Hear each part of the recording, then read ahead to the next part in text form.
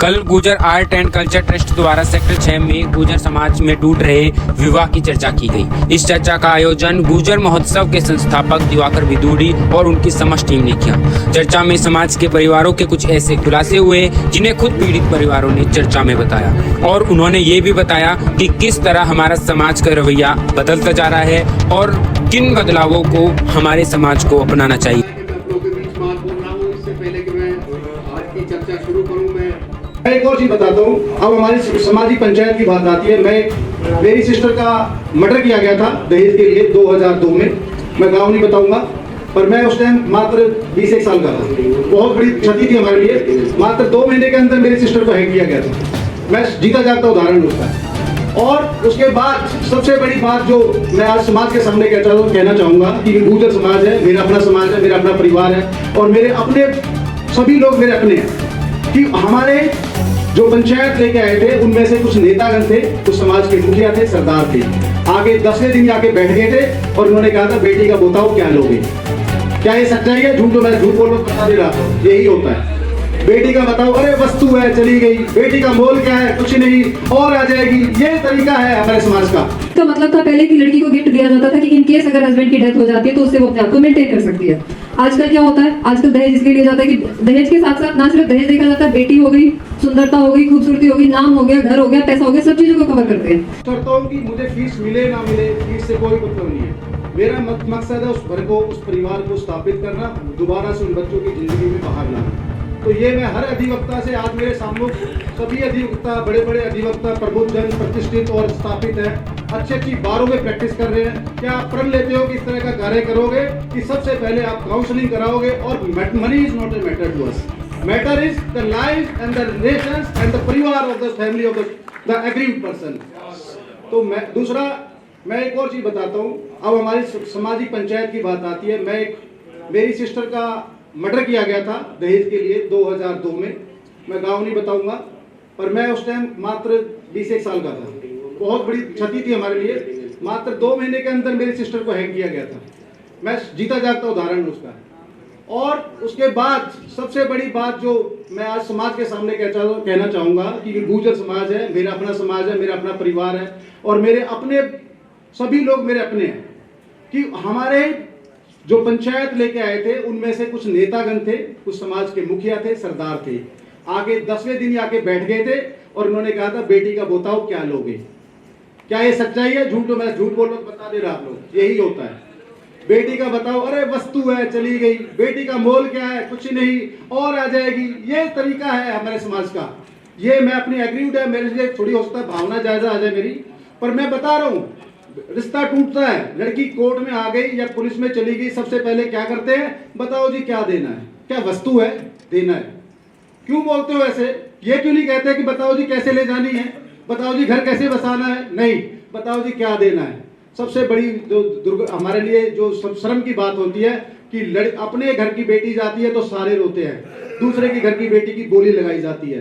बहन लोहिया ने जो कहा कि बेटी वस्तु नहीं है, नारी एक आज सशक्तिकरण की जो माध्यम से ये चला रही है बहन ट्रस्ट, वीरांगनाओं का जो ट्रस्ट चल रहा है, ये अपनी आज पर एक चीज और भी है कि यहाँ पर बहन कम है। ये बड़ा विषय बहुत अच्छा था जो कि हमारे युवा पीढ़ी से संबंधित है।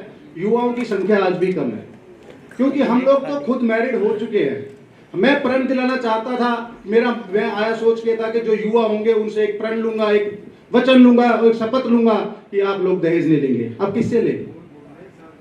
आप लोगों को तो कह सकते हैं कि आप दहेज मांगेंगे नहीं, पर लेने वाले तो बच्चे हैं, उनको भी तो रोकना पड़ेगा। कहीं ना कहीं उनकी भी डिमांड होती है, पिताजी बड़ी गाड़ी, बड़े पिताजी बड़ी BMW पड़ोसी को मिली है, हमें भी मिलनी चाहिए। तो विषय बहुत गंभीर है और मैं इसमें एक बात कहूंगा कि जब तक हम बेटी को बोझ और वस्तु से आगे नहीं समझेंगे, बेटी को अपना परिवार का अंग नहीं समझेंगे, दहेज दो, बेटी को गिफ्ट देने का कोई मना नहीं है। बेटी बराबर की अधिकारी है, उसको भी बराबर करो, अपने बच्चों के साथ, अपने बेटों के साथ बराबर दो, कोई मना नहीं है। पर दहेज उस गिफ्ट में दो। अगर किसी बेटी के पास कोई कमी है तो उसको जरूर दो। हम ये कहते हैं दहेज देना कोई बुराई नहीं है, पर दहेज नहीं करके मदद करो। अगर परिवार में कहीं कमी पेशी है तो उसकी मदद करिए।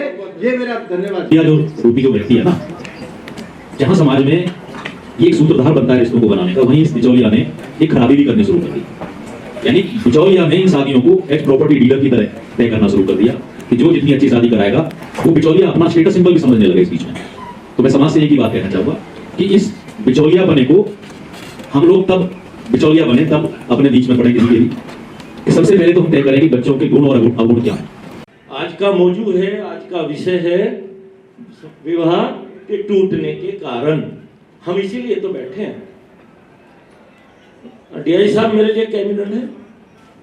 3 है ना। 1 मिनट में विषय से हटके बोलूंगा, 2 मिनट विषय पे बोलूंगा। मैं ज्यादातर थानों में रहा हूं, जितने भी थानों में गुजरों के ही ज्यादातर कंसर्न थे वहां, और जितने भी मामले आते थे फैमिली डिस्प्यूट, पति पत्नी के डिस्प्यूट, सबसे ज्यादा एनसीआर में आए। मुझे कभी सहारनपुर और मुजफ्फरनगर में गुजरों में कोई मामला नहीं मिला थाने में आया हो। वजह हम एनसीआर में इसकी वजह सबसे ज्यादा है। और आप देखिए जो लोग इससे प्रभावित हैं, दिवाकर जी के प्रयास में कोई कमी नहीं है, हमारे प्रयास में कमी है। आज एनसीआर में हर तीसरा चौथा परिवार इससे अफेक्टेड है। हर घर में यह समस्या है, रोज पंचायतें हो रही हैं, लेकिन भागीदारी आप देख लो, कुर्सियां खाली हैं। कैसे ये विषय मिटेगा? लोगों में जागरूकता की कमी है। अगर मैं अभी सरपंच साहब बैठे हैं, एक मामला पिछले महीने हमने निपटाया, दादरी तहसील के किसी गांव का था, दहेज को लेकर पति पत्नी का बिल्कुल कगार पे आ गया वो टूटने के। हम लोग, हमारे नॉलेज में आया, हम लोग गए, एफर्ट किया।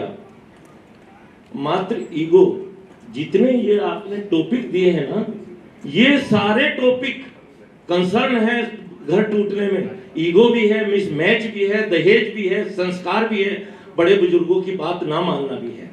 हमने बड़े बुजुर्गों की बात जब से माननी छोड़ दी, तभी से अब कसाना साहब आप देख रहे हैं, अब तो हाई कोर्ट का भी निर्णय आ गया कि आपको काउंसलिंग करनी पड़ेगी। अब काउंसलिंग कोर्ट करने लगा है, अब समिति करने लगी है, क्योंकि हमारे बड़े बुजुर्ग अब इस चीज से विमुख हो गए। मैं लोनी में था, जनप्रतिनिधि हमारे वहां के, मैंने उनसे एक अनुरोध किया कि हमारे बिरादरी में गोद में शादी नहीं होती। एक लड़का सेम गोद की लड़की को लेके भाग गया, गुजर। मैंने कहा साहब ये अखबारों में आएगा, बड़ी बेइज्जती होगी, आप जनप्रतिनिधि हैं, आप इनको बुलाइए, समझाइए, नहीं तो इसका सामाजिक बहिष्कार करिए। तो अमर चौधरी जी ने कहा सबसे बड़ी समस्या सुनने की है। उन्होंने कहा यार बिरादरी में कोई सुनता तो है नहीं, अब नए लड़के आगे, बड़े बुजुर्गों की सुनते नहीं, मैं क्या करूं? तो मैं ठीक है, फिर हम कानूनी कार्रवाई करेंगे, हम मुकदमा लिखेंगे, फिर आए, फिर आप मत कहना। क्योंकि कहीं ना कहीं हम भले ही वर्दी में रहे हों, लेकिन हम भी एक समाज के अंग थे, हम समाज से जुड़े थे।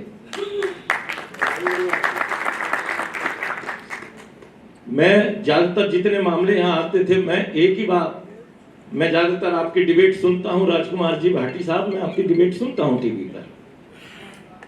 यहाँ पे यही समस्या है, ये कोई नहीं पूछता कि लड़की कितनी पढ़ी है, लड़की में क्या गुण है, वही चीज पूछते हैं, कितना दहेज दिया, कितना कन्यादान दिया और कौन सी गाड़ी दी, यही पूछते हैं। ये कोई नहीं पूछता कि लड़की कितनी पढ़ी लिखी है। तो दहेज भी एक कारण है। फिर मैं उस मौजू पे आ जाऊं, दहेज के बिना भी, क्योंकि हम अपनी हैसियत भी दिखाना चाहते हैं कि मेरे गांव में उससे ज्यादा तो दहेज आया ना जी, उससे ज्यादा आना चाहिए। हम अपनी हैसियत को दहेज से तोड़ने लगे हैं, लड़के लड़की से नहीं तोड़ते। वो भी एक कारण है विघटन का। और जब तक हम इस विघटन को, ये अच्छी पहल है दिवाकर जी की, हम लोग इकट्ठा हुए हैं, लेकिन इस विघटन की जो रोज हर घर में घुसा हुआ है, रोज पंचायत हो रही, कैसे दूर हो? तो हमारी बहन अभी लोहिया जी ने बताया कि जब तक आप एक कमेटी, एक समिति नहीं बनाओगे, उसके सामने ये मामले जाए और वो बैठ के सुलझाए। मात्र ईगो की प्रॉब्लम, हमारे युवाओं में भी ईगो आ गई है। मैं जिद झुकना ना चाहता, इस लड़की ने मुझे ऐसे कैसे बोल दिया, मेरे पापा के लिए ऐसे कैसे, छोटी छोटी बातें हैं। आज भी एक काउंसलिंग आर्य नगर गाजियाबाद की मैं करके आया, आज सिहानी गेट में थी, मैं 10 बजे से था और उसको, उस मामले को सुलझाकर मात्र कुछ नहीं था, पर लड़की 2 साल से घर पे रह रही थी और मात्र ईगो संतुष्ट हो गई। और मात्र शक्ति का अभी बता रहे थे, बहुत बड़ा रोल है। कहां से घर में कंट्रोल हो रहा है, फोन से, माँ से, यू करिए ना करिए। एक बहुत बड़े अभी सिकंदराबाद के इंस्पेक्टर साहब थे, बस 1 मिनट और, मैंने भाटी जी से सीखा, यही कह के टाइम ले लेते हैं भाटी जी भी 1.5 मिनट, बस 1 मिनट और लूंगा। इंस्पेक्टर साहब ने उनके एक ही लड़का और दिल्ली की लड़की थी, माँ उसको कह रही है कि तू राज करेगी, तू अपनी सास को रस्ते से हटा दे, एक दवा दे रही हूँ उसको थोड़ा थोड़ा मिला के दे दे, सांसें मिट जाएगी। वो रिकॉर्डिंग होगी फोन पे और वो लड़के ने सुनी, वो बात पंचायत में आई। तो मातृ शक्ति का भी मेरा ये कहना है कि वहां से भी कंट्रोल हो रहे मामले, अगर वो कंट्रोल हो जाए तो आधे परिवार टूटने से बच जाए। तो ये सब चीज हमारे बुजुर्गों को सोचनी पड़ेगी। बहुत बहुत धन्यवाद, शुक्रिया, आपने मुझे बुलाया, मौका दिया, धन्यवाद, थैंक यू। को सम्मान, मैं गुजर आर्ट एंड कल्चर को धन्यवाद करती हूँ कि उन्होंने मुझे यहाँ बुलाया, मुझे मौका दिया बोलने का, मेरे विचार रखने का मुझे मौका दिया। राजपाल सर का धन्यवाद, यहाँ पे बैठे हुए मेरे सर सीनियर। मैंने सब चीज़ों को ऑब्जर्व किया शुरुआत से, स्टार्टिंग से। कारण और विवाह के टूटने के कारण और समाधान बहुत ज़्यादा है। एजुकेशन हो गई, मैं बोलूँगी कि मेजर जो आजकल चल रहा है वो डिमांड हो गई। डाउरी की डिमांड बहुत ज़्यादा होती है, फुलफिल नहीं होती तो डिवोर्स हो जाता है। प्री मैरिटल और पोस्ट मैरिटल अफेयर होते हैं। एक फैमिली का इतना डर होता है कि ओपनली आप एक्सेप्ट नहीं कर पाते हो कि शादी तो कर लेते लेकिन फिर उसको बाद में एक्सेप्ट नहीं कर पाते हैं। मेरे हिसाब से बच्चों से डिस्कशन करें, उनकी सोच के बारे में जाने, उसके बाद ही डिसीजन ले कि शादी करनी चाहिए। मैं लॉयर हूँ, मैंने कुछ ऐसे केसेस फेस किए हैं जो मेरे सामने आए हैं। मैंने ऑब्जर्व किया है कि कुछ प्री मैरिटल उनका होता है और फैमिली के डर की वजह से वो शादी कर लेते हैं। तो मेरा इसका समाधान यही है कि फैमिली अच्छे से डिस्कस करे और देखे उनको कि उनको कहीं और तो शादी नहीं करनी है। ठीक है, इससे क्या होगा कि एरिया एक कन्फाइन हो जाएगा, एक छोटा हो जाएगा। गुजरों के जो रिश्ते हैं वो बाहर जाने लगेंगे लेकिन टूटना कम हो जाएगा। तो इस चीज को एकदम फ्रीडम कंट्रोल्ड में होनी चाहिए। ये नहीं होना चाहिए कि भाई बहुत ज्यादा आजादी दे दी जिसका मिसयूज हो हर चीज में। एक आजादी दो लेकिन लिमिट में दो। वेस्टर्न कल्चर को भी मैं गलत नहीं मानती इतना ज्यादा, ये अपने ऊपर है कि आप क्या एक्सेप्ट करते हैं। मुझे भी फ्रीडम मिली है बट मैंने आज तक कभी किसी चीज का मिसयूज नहीं किया है। और क्योंकि मुझे फ्रीडम मिली है तो मुझे मौका मिला है कि मैं यहाँ पे आके बैठी हूँ और मेरी सिस्टर भी यहाँ पे आई है। मेरी फैमिली हमेशा मेरी सपोर्ट में होती है। मैं बहुत प्राउड फील करती हूँ कि मैं गुजर हूँ, मैं सेफ हूँ। तो मैं चाहती हूँ कि जितने भी ये सब समाधान की, एजुकेशन बराबर की होनी चाहिए, डिस्पैरिटी नहीं होनी चाहिए। दहेज का मतलब था पहले कि लड़की को गिफ्ट दिया जाता था कि इन केस अगर हस्बैंड की डेथ हो जाती है तो उससे वो अपने आप को मेंटेन कर सकती है। आजकल क्या होता है, आजकल दहेज इसलिए लिया जाता है कि दहेज के साथ साथ ना सिर्फ दहेज देखा जाता है, बेटी हो गई, सुंदरता हो गई, खूबसूरती हो गई, नाम हो गया, घर हो गया, पैसा हो गया, सब चीजों को कवर करते हैं। मेरे हिसाब से शायद लड़की को देख के रिश्ता करना चाहिए। अगर लड़की गरीब है, घर में काम कर सकती है तो ही उसको एक्सेप्ट किया जाता है। डिमांड ये हो गई कि लड़की दिखने में हाई फाई हो लेकिन घर में काम करे, तो दोनों चीजें नहीं चल सकती है। सोच विचार और परामर्श बहुत जरूरी है। थैंक यू, ज्यादा नहीं बोलूंगी, it may go against me also. Thank you. आदरणीय सभी गुर्जर सरदारों को मैं नमन करता हूं। देखिए, जहां तक दान दहेज की प्रथा का सवाल है, ये बहुत प्राचीन और सदियों पुरानी प्रथा है। ये ऐसा नहीं है कि अभी कोई 20-30 साल से, 40 साल से है, ये हजारों साल से प्रथा चली आ रही है। पहले सभी माँ बाप जो है ना अपने बच्चों को दहेज में, यानी दहेज नहीं होता था तब दान होता था, और दान में कुछ वस्तुएं देते थे, कुछ गहने देते थे, कुछ और चीजें देते थे।